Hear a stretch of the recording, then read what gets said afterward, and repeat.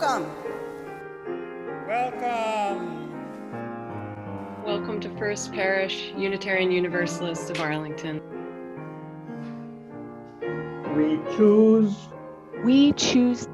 We choose to be A liberal religious community. Welcoming. Welcoming to all. We encourage each other on our spiritual journeys. Support one another. Through the changes in our lives. And challenge the excesses and injustices of our time. Called to love. To love. To love. And upheld by joy. We live our faith.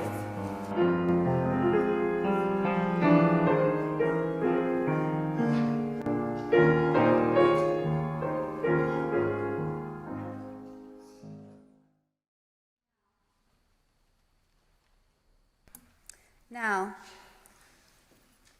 take a moment to turn inward, to notice. This comes easily to some and not so much to others. Close your eyes or take a soft gaze. If virtual, you may choose to turn off your camera. Attend to what you hear, what you feel, what you sense. Breathe slowly as we join together in a spirit of prayer. Surrounding presence. What we cannot name but know is there in the bright, warm, inviting flame of our chalice, in a candle, in each stone that is lovingly placed on the chancel, and in our hearts. We live in this miraculous, beautiful, and loving world. It gives us the delicious and juicy but complicated seeds of a pomegranate. It provides us with warm morning light, but also frigid wind. While we have so much to be grateful for each day, we can forget to notice and instead be overwhelmed with what isn't right. What isn't right with ourselves, our children, our partners, our workplace, our city, our country, our world. Spirit of wholeness and of strength, help us to bear disappointment and worry. Be with those who have lost everything in the fires of Los Angeles. Hold in your arms the hundreds of thousands of people evacuating and those who have lost their lives in the blaze. Gentle God, when there is the death of a loved one, leaving an empty space, not filled, but circled by memories and love, remain in us and with us. Hold dear those with illness, cancer, mental illness, long-term diagnoses that create challenges each day. Support caregivers and help them care for themselves as well as for others. Heighten our awareness to those in our world that need our help. Neighbors, those in prison, those in war-torn countries. Empower us. We are working towards good, towards care and justice. We can do so much in our world when we work together. And especially be with young people as they learn and they find their way in the world. May we look to them for examples of joy. We ask all these things in the love and blessing that holds us together. We remain in quiet and attend to our hearts and our senses for the next 2 minutes of meditation.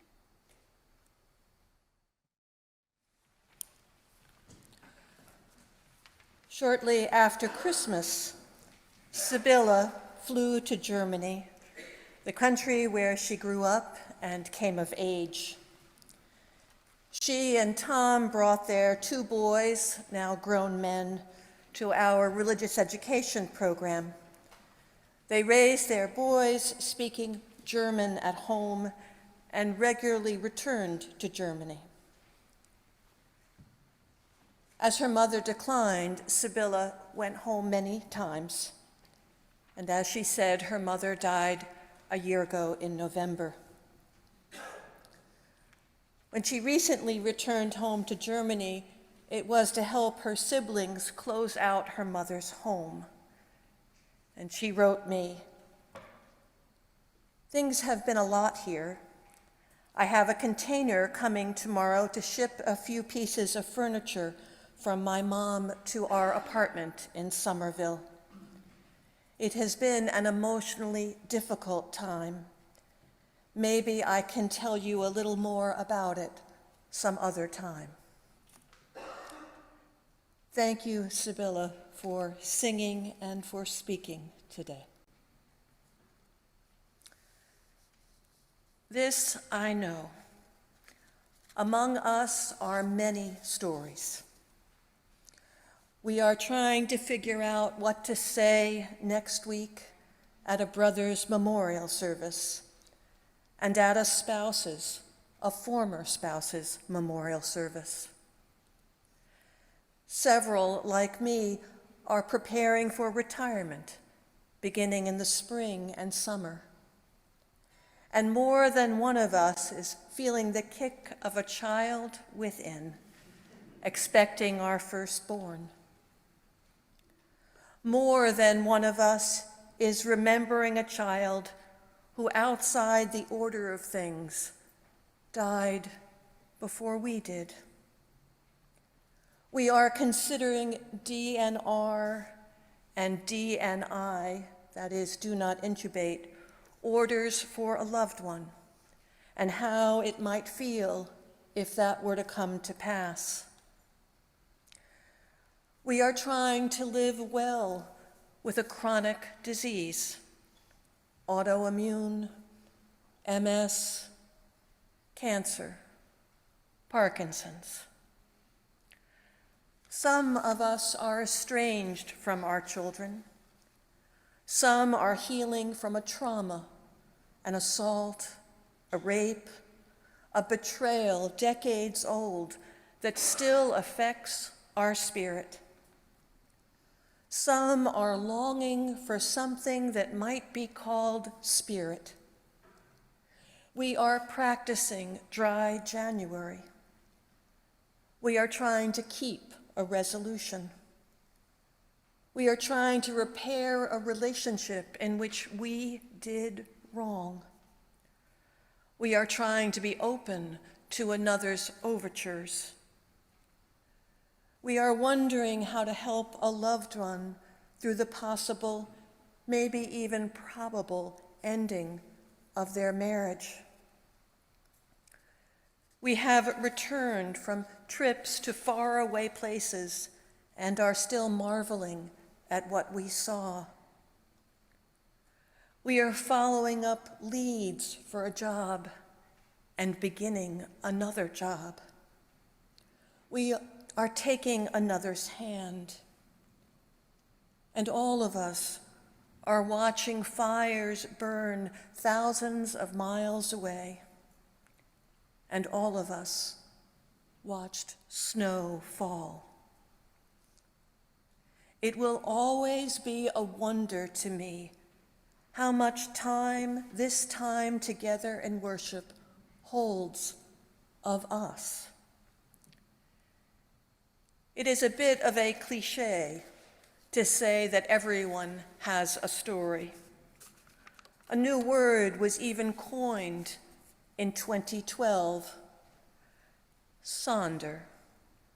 Sonder is that feeling of realizing that everyone, even strangers passing in the street, has a life that is as complex as our own.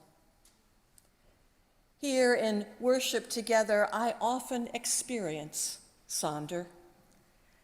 It's not that we are the same or that we are experiencing the same thing, but it's that we are each experiencing richness in our lives.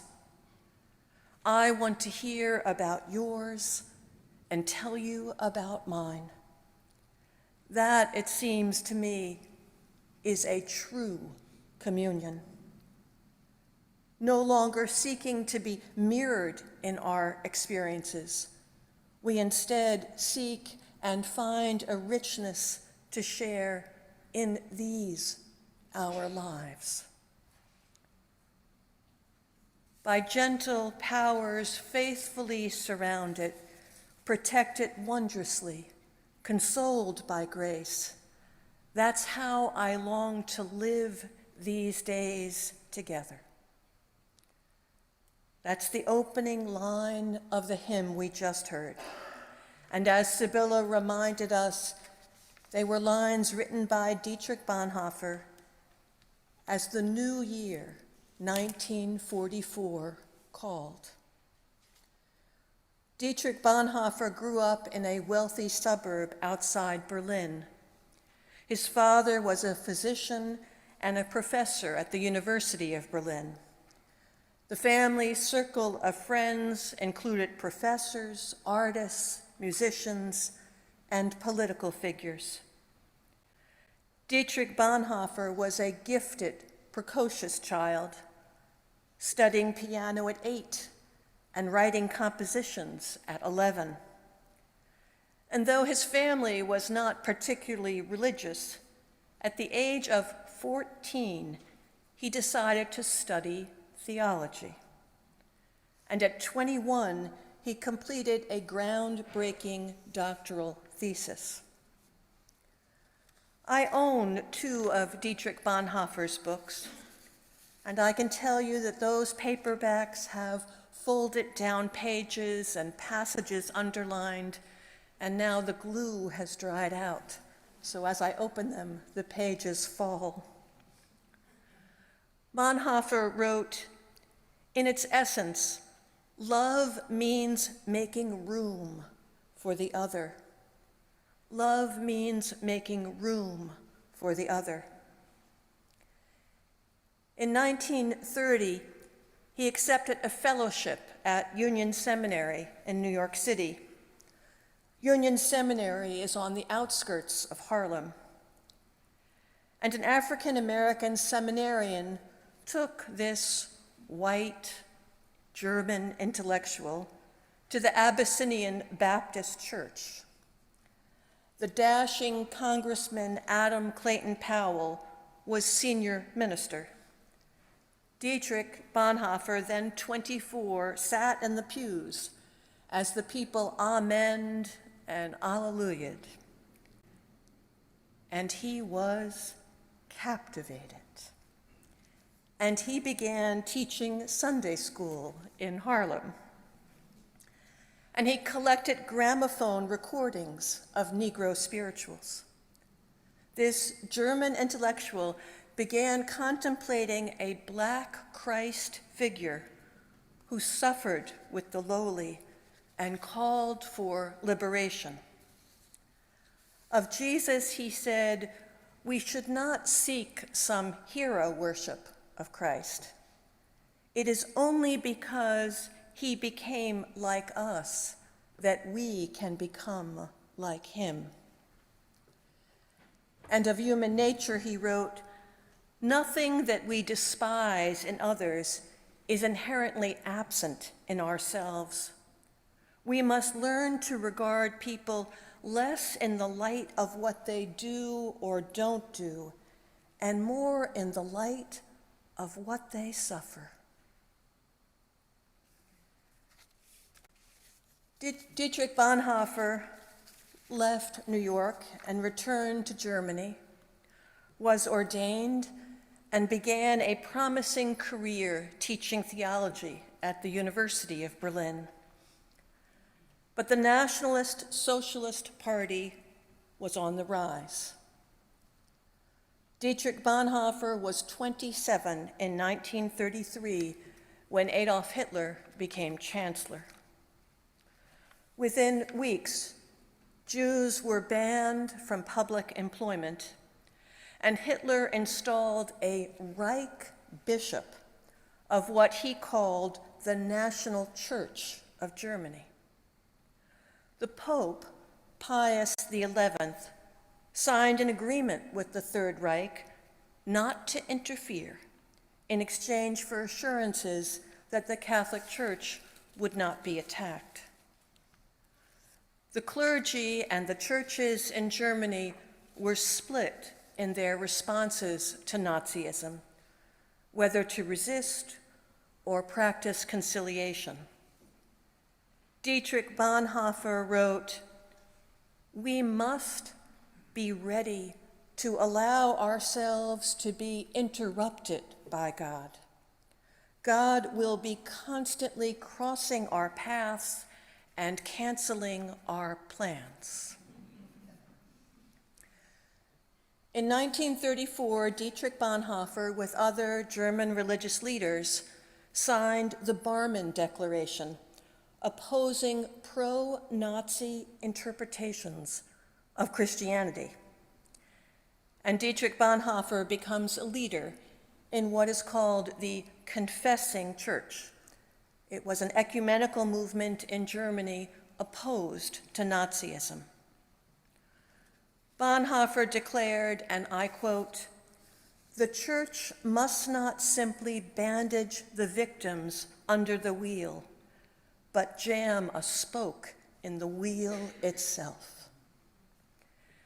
He said, "Silence in the face of evil is itself evil.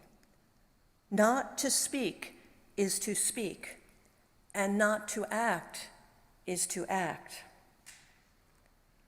Bonhoeffer was soon prohibited from speaking in public and then forbidden to publish or print anything.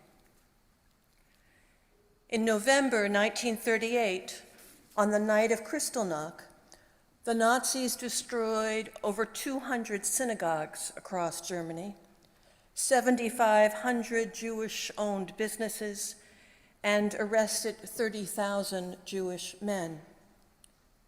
At that point, Bonhoeffer joined the German resistance, this so-called pacifist.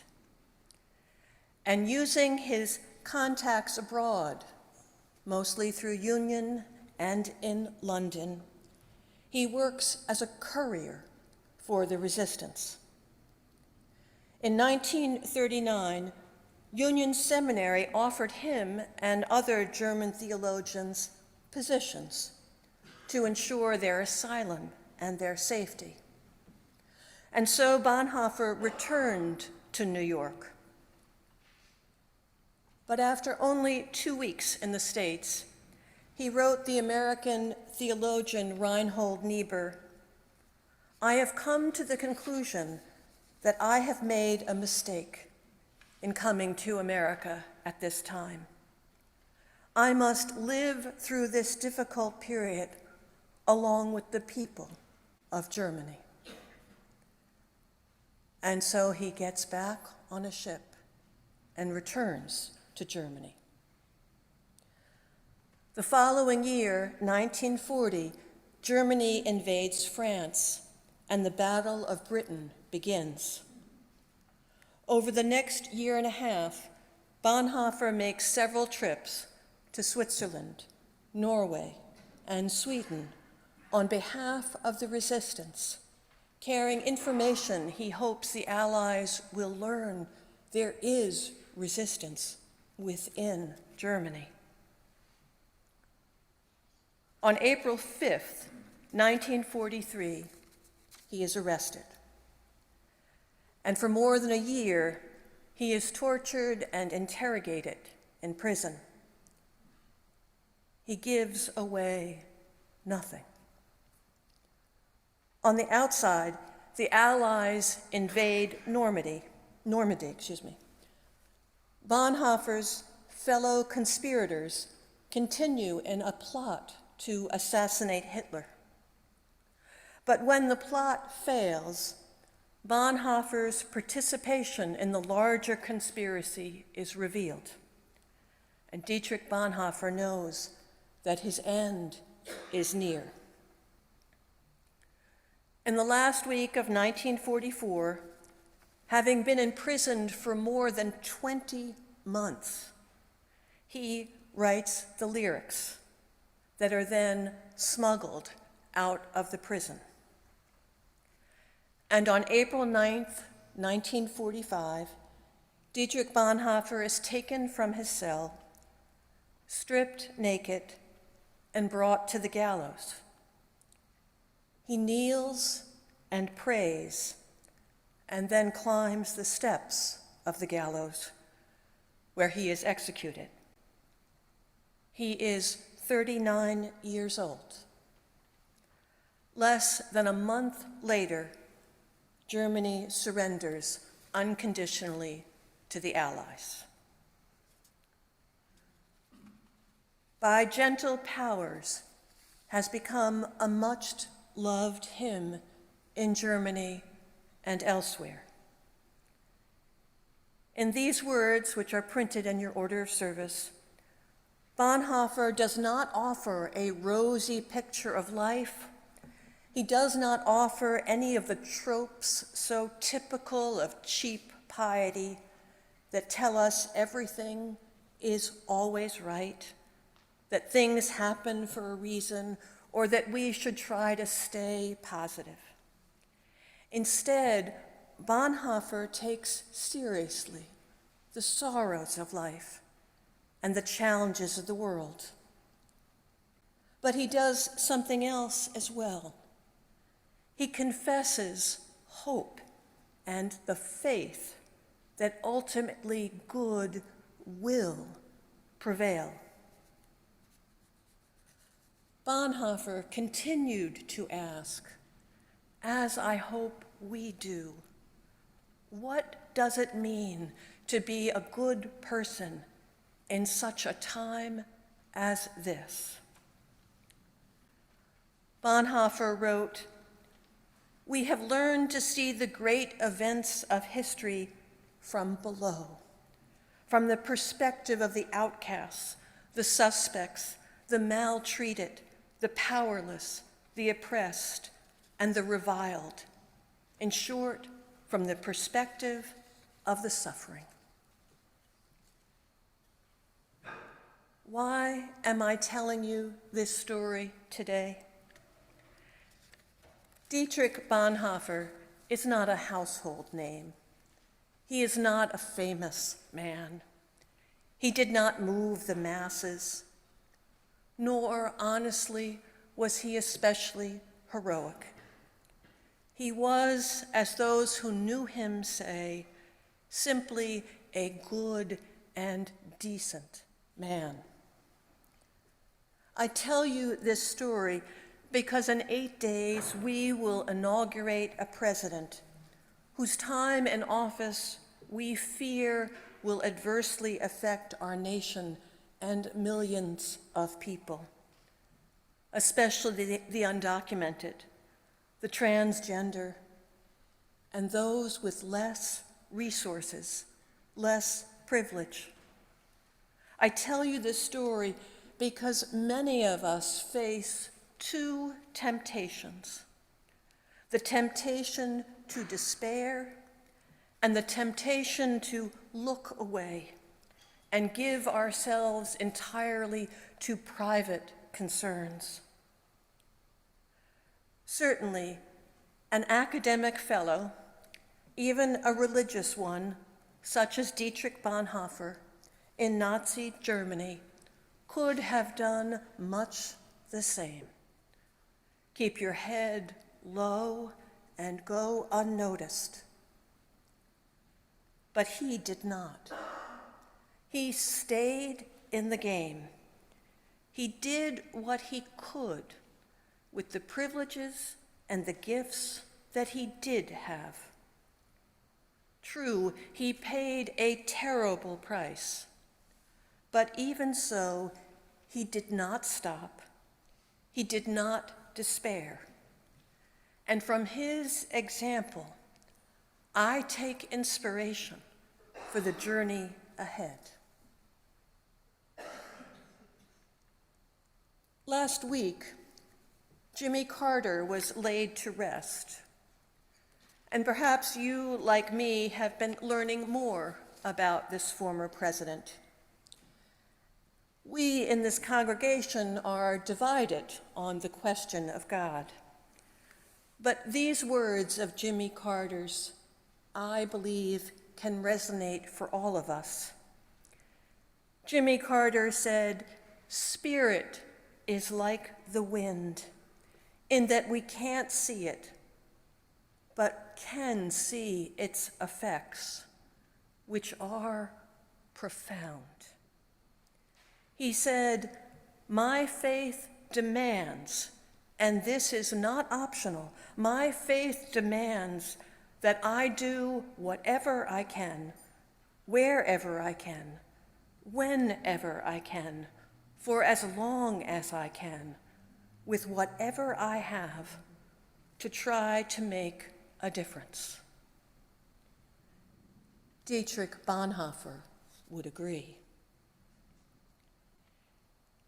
After the first presidential election of Donald Trump in 2016, Jimmy Carter invited Russell Moore to his office in Atlanta. Russell Moore is a vocal evangelical Christian critic of Trump. And Russell Moore assumed that the topic would be Donald Trump. But note this, Jimmy Carter was unfazed. And when Russell Moore tried to pursue the topic of Trump, Jimmy Carter simply said, "These things have happened before. Everything has a way of coming back around. But what seems unstoppable and inevitable never is." What seems unstoppable and inevitable never is. Last week, Reverend Erica preached on salvation, of being saved. A question I ask you today, what is saving your life right now? Despite it all, what is healing and sustaining you? In my life, I have had the sense of a presence, not of some grand, majestic God, but of, as Deitrich Bonhoeffer describes, a gentle power. A power that gently, almost imperceptibly, moves within and among us. And I remember how in the darkest moments of my days, it could only have been that gentle power that held me up and nudged me on. Like the experience of Sonder, when we sense in others a life as rich as our own, we can sense within and among us a spirit as rich as any. That spirit changes hearts and tides. That spirit indeed has changed the tides of the sea, the tides of our lives, and the tides of history. Like a spark in need of kindling, we together nurture that spark, that knowing, that faith, when we would doubt.